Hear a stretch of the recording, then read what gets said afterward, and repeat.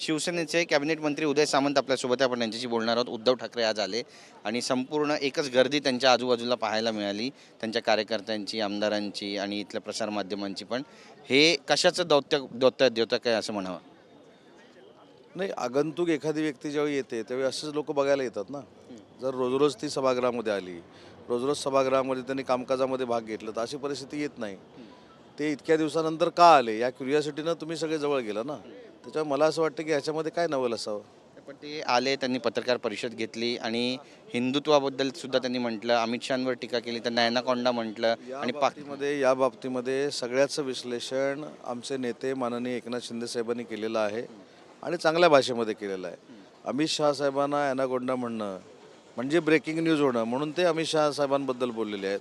परंतु अमित शहा साहेबांनी काश्मीरमध्ये काय केलं, अमित शहा साहेबांनी पहलगाममध्ये काय केलं, नरेंद्र मोदी साहेबांनी कशा पद्धतीनं भारताचं नाव जगाच्या नकाशावर आणलं, हे सगळं सगळ्यांना माहिती आहे. परंतु त्यांच्यावर बोलल्यानंतर ब्रेकिंग होते या भावनेतनं काही लोक टीका करतात. ते आपण मनोरंजन म्हणून बघायचं असतं. नक्कीच ते म्हणतात की पॅकेज दिलं गोरगरीब शेतकऱ्यांना, मात्र त्याचं देखील ठिबक सिंचन झालंय की काय, असा प्रश्न निर्माण होतोय. किती पैसे दिले गेले, किती खात्यामध्ये जमा झाले, ही सगळी आकडेवारी मगाशी एकनाथ शिंदे साहेबांनी दिलेली आहे. त्याच्यामुळे त्या पत्रकार परिषदेला काय अर्थ आहे असं मला वाटत नाही. नक्कीच आपण पाहतोय की जागा वाटपा संदर्भाचा जो तिढा आहे तो महायुतीचा सुटलेला आहे का असं म्हणावं का? कारण याबाबत आता रवींद्र चव्हाण आणि उपमुख्यमंत्री एकनाथ शिंदे यांची 9 वाजता बैठक होते.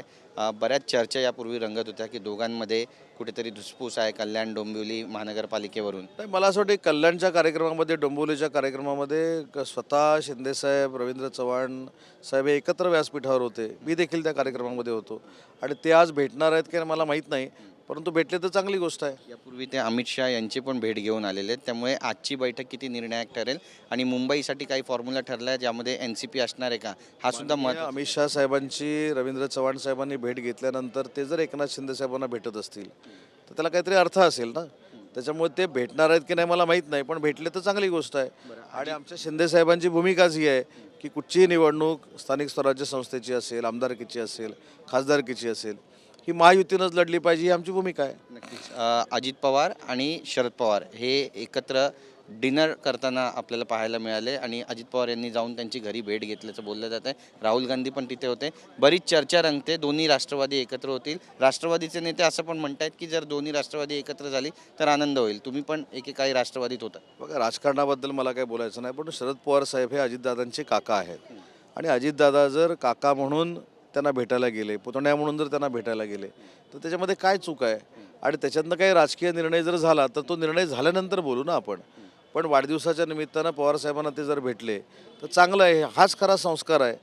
जरी आपण वेगवेगळ्या पक्षामध्ये काम करत असलो तरी ज्येष्ठ व्यक्तीचा आदर करणं, ज्येष्ठ व्यक्तीचं मार्गदर्शन घेणं, त्याचा आशीर्वाद घेणं हीच महाराष्ट्राची राजकीय संस्कृती आहे. आणि त्याच्यातनं पुतण्या म्हणून जर काकांना भेटायला अजितदादा गेले असतील त्याच्यामध्ये आश्चर्य काय वाटायचं? पण हेच पुतणे जर काकांना सोबत घेऊन आले तर त्यांचं स्वागत करणार माहिती. सांगितलं ना, ते सोबत आल्यानंतर आपण बोलू ना. धन्यवाद तुमच्याशी बातचीत केल्याबद्दल. कॅमेरा पर्सन योगेश गुरवचा, गिरीश गायकवाड, TV9 मराठी, नागपूर.